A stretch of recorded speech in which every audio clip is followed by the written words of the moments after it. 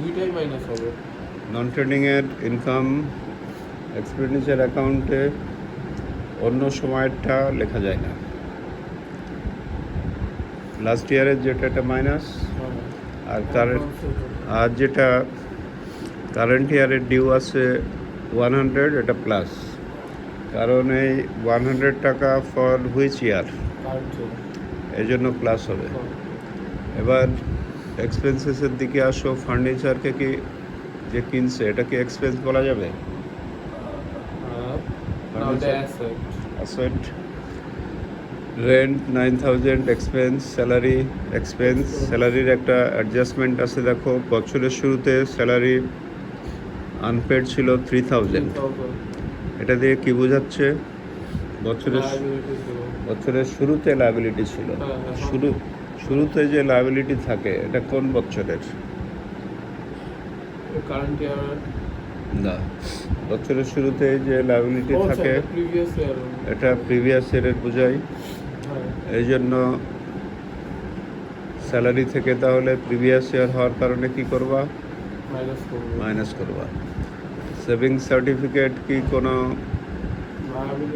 কোনো এক্সপেন্স বলা যায়? তাহলে এক্সপেন্স এসে আসবে না। Rates municipal tax expense. Field development কি এক্সপেন্স? এটা অ্যাসেট।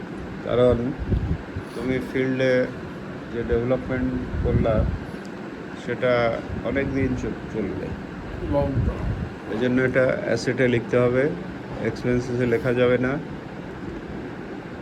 ইলেকট্রিসিটি ইনস্টলেশন এক্সপেন্স, এটা অ্যাসেটে লিখবা। Scholarship from special fund, liability কমে যাবে। ওখানে যে লায়াবিলিটি লিখবা না, স্পেশাল ফান্ড লেস এক্সপেন্স বলে 5000 মাইনাস করবা।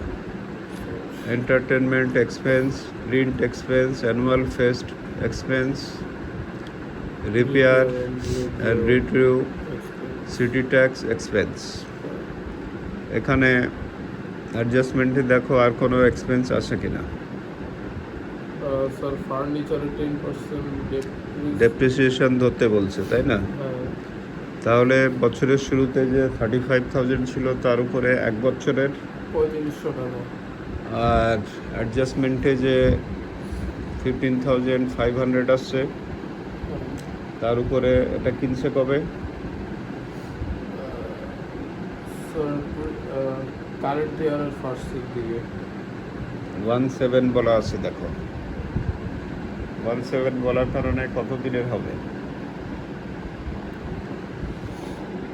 ডেপ্রিসিয়েশন? 6 মাসের। 6 মাসের।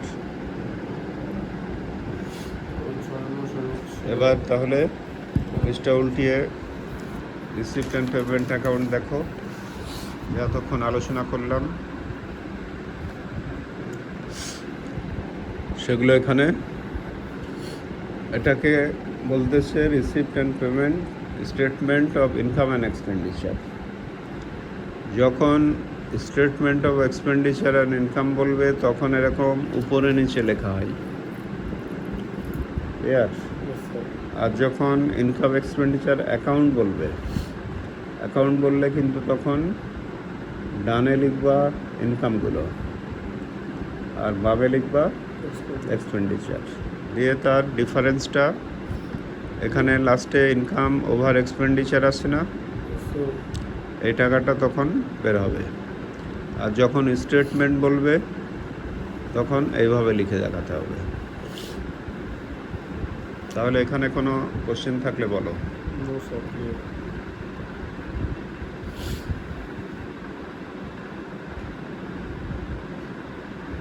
ক্লিয়ার?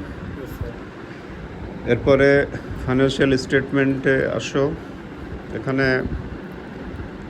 অল আপডেটেড অ্যাসেট লিখবা। ফার্নিচারের সাথে নিউ পারচেজ ছিল, তারপরে ডেপ্রিসিয়েশন ছিল না, এটা যেটা ধরলে ওখানে মাইনাস করবা। ফিল্ড ডেভেলপমেন্ট এক্সপেন্স, এটা অ্যাসেট, এই জন্য অ্যাসেটে লিখলা। Sports equipment asset, books asset, electricity installation expense asset, savings certificate, uncollected subscription যেটা কারেন্ট ইয়ারের ওখানে প্লাস করছিল, ওখানে প্লাস করছিল দেখো 7,500, হ্যাঁ ওই টাকা এখানে লিখতেছ।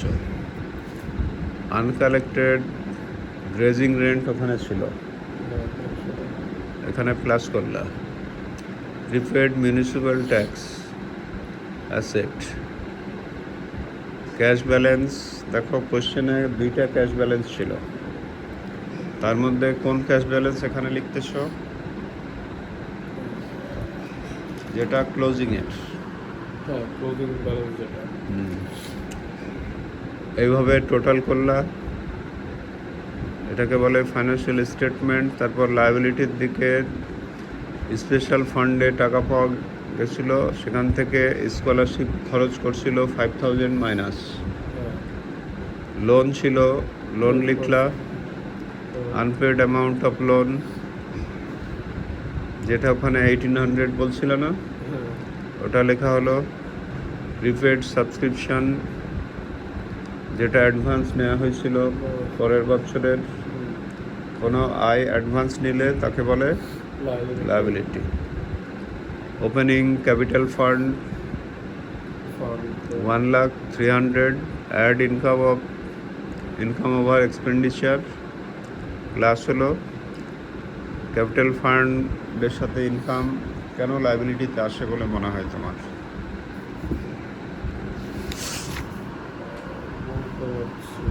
আর এই অঙ্কে কিন্তু ক্যাপিটাল ফান্ড দেখো কোশ্চেনে দেওয়া ছিল, হ্যাঁ জিতে যে রিকোয়ারমেন্ট ওখানে ক্যাপিটাল ফান্ড দেওয়া ছিল না, yes sir। ওই টাকাটাই লিখতেছ।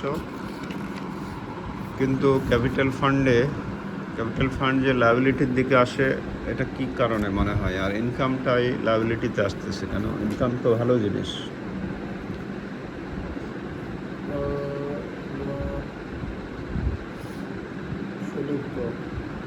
এটা কারণ হচ্ছে প্রতিষ্ঠানের সাথে ব্যক্তির আলাদা সত্তা। প্রতিষ্ঠানে বসে যে হিসাব করবা, এটা চিন্তা করতে হবে যে ক্যাপিটাল ফান্ড শুরুর টাকা আবার ফেরত দিতে হবে। ওকে, ইনকামের টাকাও প্রতিষ্ঠানের যে কর্তৃপক্ষ আছে তাদেরকে দিতে হবে, এই জন্য লায়াবিলিটিতে আসে। কোনো কোশ্চেন থাকলে বলো।